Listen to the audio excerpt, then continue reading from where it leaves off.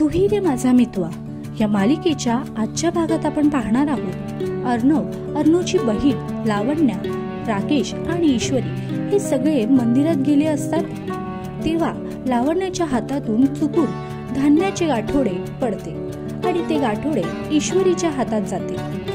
तेव्हा तिथे उभे असलेले आजोबा लावण्याला सांगतात की पोरी, हे गाठोडं तुझ्या नशिबात नाहीये, ते गाठोडं ज्या मुलीच्या नशिबात आहे तिच्या हातात बरोबर गेले आहे, ते तिच्या हातात राहू दे, तू घेऊ नकोस।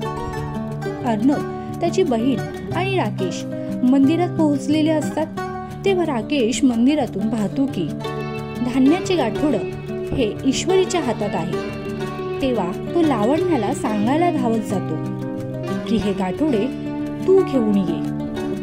तेव्हा अर्णव राकेशला धावताना बघतो आणि मनातल्या मनात विचार करतो, राकेश जीजू एवढ्या घाई गडबडीत कुठे धावत गेले आणि अर्णव देखील राकेशच्या मागे धावत जातो। मग तुम्हाला काय वाटतं, अर्णव हा ईश्वरीला धान्याचे गाठोडे घेऊन येताना बघेल का?